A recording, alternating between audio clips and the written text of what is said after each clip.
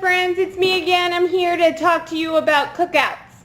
We are in the midst of cookout season. We've had a cookout last weekend. We'll probably be going to one this weekend. And usually, like most of you, you sit here and go, okay, what am I going to bring to the cookout this week?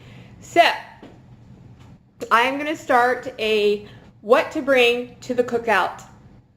Each week I'm going to make something in my kitchen that would be great to bring to the cookout.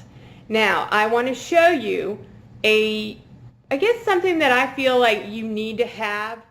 All right, my friends, this is my Anchor insulated packing for any kind of cookout or any dish you want to bring to like dinner or something like that, and you need to be able to keep it warm, or you need to be able to keep it cold. Now, in my lovely little insulated tote, I have a baking pan, which you have seen many times, and it comes with this lovely lid. It's just boring gray, but the magic is really this thing here. This is the gel that if you microwave it, it stays warm for I think about 4 hours, and if you freeze it, it stays cold. So when you bring things like potato salad or anything with like a mayonnaise base, deviled eggs, whatever, you don't have to stress that you're going to be making your friends sick. So, and you don't have to worry about going to your friend's house and start borrowing the oven or the microwave to heat your food up. So this is something that I feel like is one of the main things you need for cookout season. So I am going to show you a recipe today that it was my grandmother's recipe, and it is very tasty, but it is something that if you're going to your cookout, like on a Saturday, you would probably have to make this on a Friday, because it needs to sit in the flavors have to melt together and get together and have a party in the bowl or container that you put it in. So I will be right back, and we will be making Grandma's coleslaw. Hi friends, it is time to make my grandmother's coleslaw, and in order to make her coleslaw, you need a food processor. This is my food processor. It's not my favorite appliance. It has some issues. It's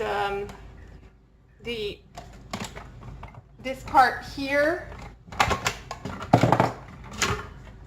It has where it comes up right here. Gets food trapped in it, to the point where it starts popping off.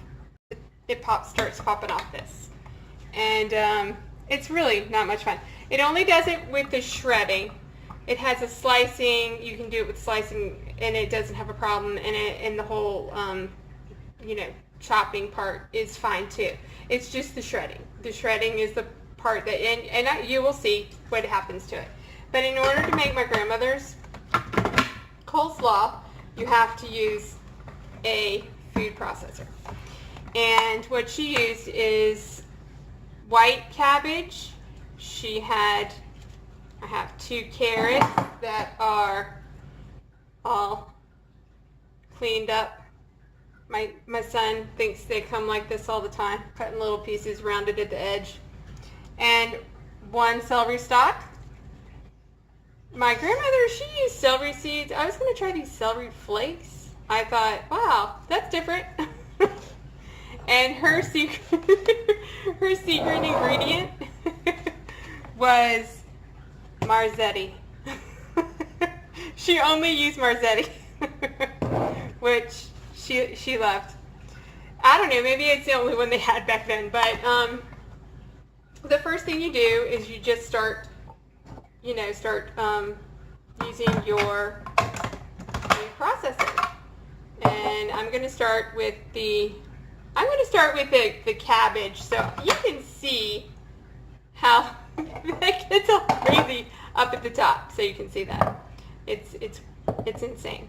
So let's hope that I can get it to fit right away. All right, so we're just, you know, fill that thing up. I've tried different ways. I've made it, I just usually do the pulse just so that, you know, maybe if it's slower, it won't get stuck in the, up on the sides, but you'll see. It's a beautiful job. I mean, look how quick that is. Just love it. But you can already see the cabbage getting stuck up here. So let me grab some more. Let's see if I can fit this one in here. Not quite. Sometimes I try this, just putting it in here. Maybe that'll work. But usually not. No, it just gets stuck. So let's give that a whirl and see if that's any better. No, it's not. And that's my dog. He really dislikes this machine. Like any other machine I have. Anything that makes noise. So I'm just putting some more in to the point where just about here. And then I'm going to show you. I'm not going to make you watch me.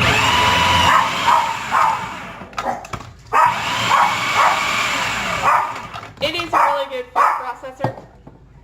But check this out. Look at that. Look at, that's ridiculous. Just ridiculous. So I'm going to bang this on my cutting board over here and clean it up. So I will get back to you when I finish all of my cabbage, and we will move on to the onion and the celery and the carrots.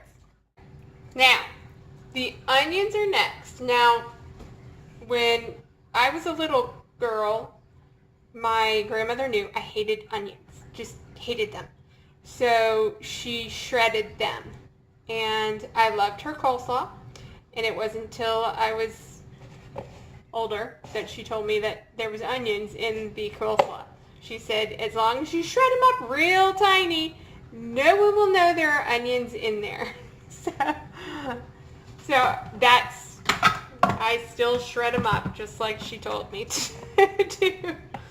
So, and if you have a friend that doesn't like onions, they probably won't even know it.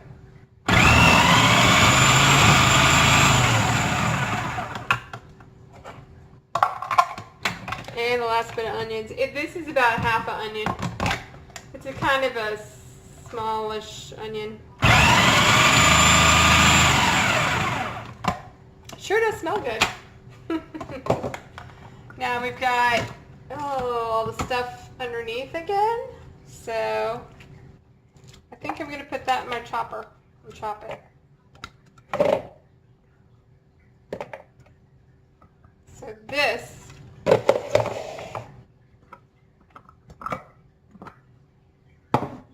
we will add to our coleslaw mix. Move this over here, bring the coleslaw back.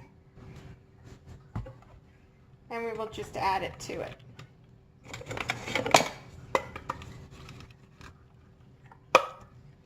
There we go. Now it's all pretty. See all those pretty carrots? Everything's all shredded, all pretty and nice. Now, unfortunately, and I find this to be true with some of the older folks when they cook, they don't really measure anything. So, unfortunately, I don't have a good amount of anything. Usually, she said, until it looked good. That was her definition of, you know, adding things. So when it came to the celery seed, she just told me to add it until it looked good. So this is new, so I'm going to go ahead and take off this ridiculous thing. So my nails are broken. Can't get them off. Good thing it's sealed. There we go. Now, I've never used this. Usually I use celery seeds, so this will be different. And this is just sprinkle it in. Just like that. That's a little bit. Huh, I'll have to see how this works.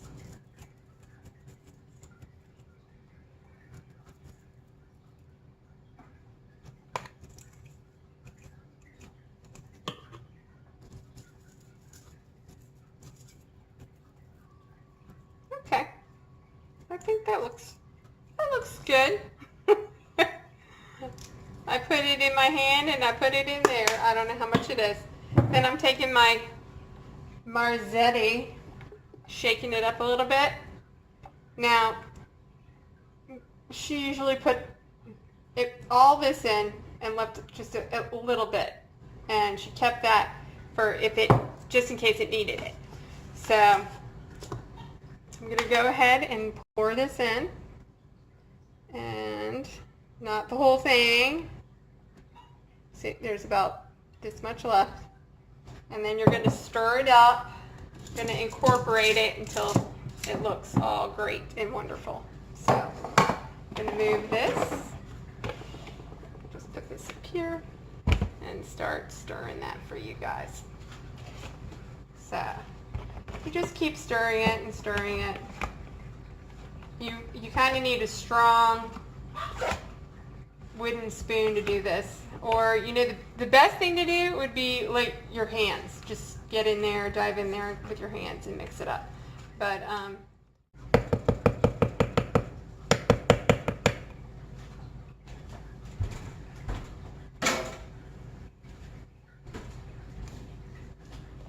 all right, my friends, this is my grandmother's recipe for coleslaw.